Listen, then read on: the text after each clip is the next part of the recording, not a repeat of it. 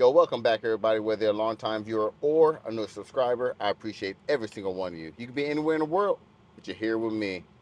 Now, this video is not for everybody, but it is for you. If you're buying a used Tesla Model X, chances are it might have a yoke. And there's some pros and some cons to the yoke. There's also pros and cons to having a traditional steering wheel. So I'm going to show you a little bit of both. First thing is, this is a traditional looking steering wheel. But you'll notice that second screen back there, like from my angle, it's a little cut off, and you can adjust your steering wheel so you can see more of that or less of that, or adjust your seat. But it's still, for the way I set it up, it's not the perfect height, and I always have to duck down a little bit to see it. The good thing about the yoke is, in the yoke, you have all that. You can see all of that above it.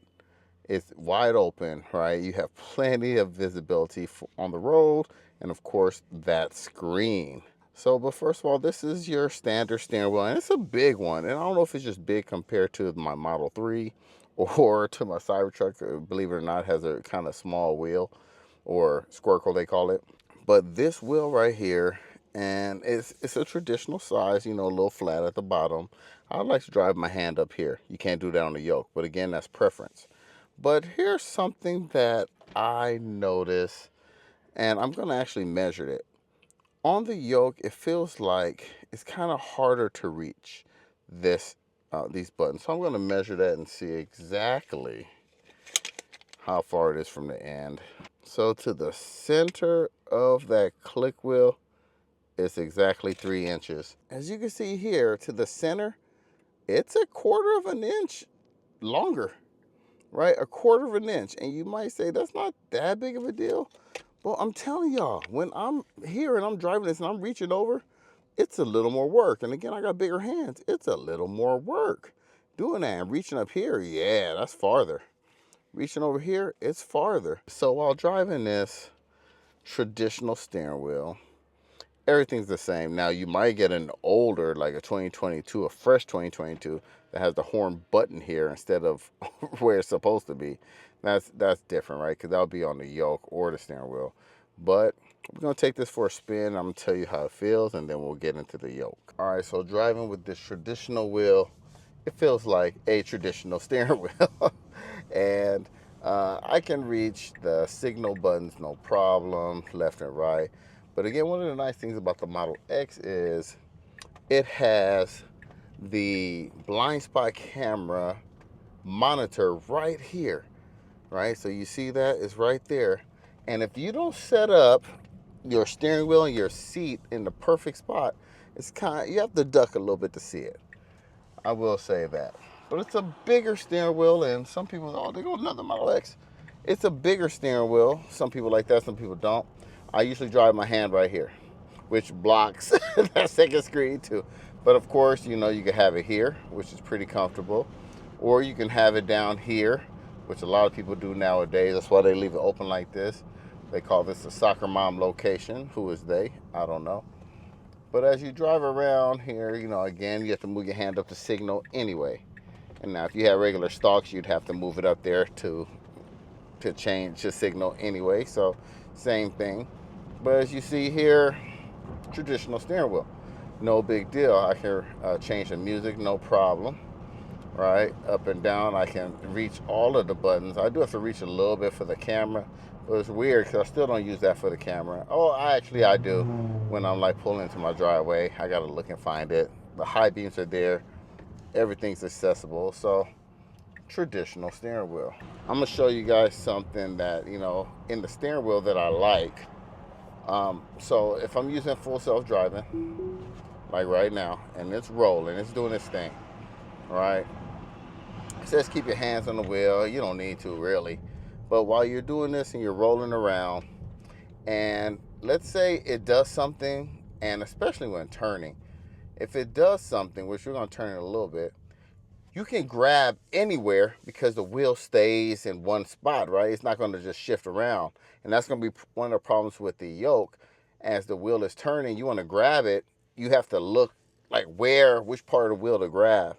So there it is, full self-driving. It's pretty nice. You know, it all works the same. You can rest your hand here, pretty comfortable. You can rest your hand here, pretty comfortable. You can rest your hand here, kind of like a yoke, or you can rest your hand here, and not really resting, you know. So if you're gonna rest during full self driving, your hand will be like right here. And look at how it's turning. So now it's turning. If I need to intervene, I need to grab it, I can grab anywhere and it's all good. All right, we won't have that same issue with the yoke. All right, so there we go, we're rolling, and it's traditional. It feels good, it feels safe. Bust a U-turn, watch this. Hand over hand. All right, like most vehicles, hand over hand. You know, I use it here when I'm getting aggressive, kind of like in the same spot as the yoke. There's my signal, and watch when we turn. All right, when you're turning, your hands can be in any position, and you're looking, and watch when I turn. I can start anywhere. One hand turn. If I need to go hand over hand, I can. Right? No big deal at all. Feels good, feels safe, feels normal. And again, these aren't too far to reach. I do have bigger hands, and I know some people might have a harder time reaching, especially like the high beam, right? You got to reach over a little bit. But as far as the music controls, you know, it's all reachable by me. But I do need to think if I'm gonna do something, I'm gonna have to reach over a little bit just to make sure I get it. Pretty cool. But what about that yoke? Is it that much different? Is it better? Is it worse? Let's take a look at it. So here we are looking at the yoke. As you can see, it looks very different. You have a clear view of that second screen, which comes in definitely handy for a lot of things. But here, you see the shape is completely different. This wide, flat bottom, which comes in handy when you want to rest your hands. But you're missing one place to put your hand up here at the top, my favorite place. But resting your hand, you have still a lot of locations. And now, just so you know, I had the yoke on a Model 3 and a Model Y. My brother has it on his Model 3. My sister has it on her Model Y. And it's a better experience because the steering wheel isn't as wide. And it's because of the shape of this. It's out and it comes up. So that's a little hard. It's not a deal breaker, but we will see how it is when you actually drive it. There are some things that I like, some things that I don't like. All right, so here we are now, and we are rolling in with the yoke.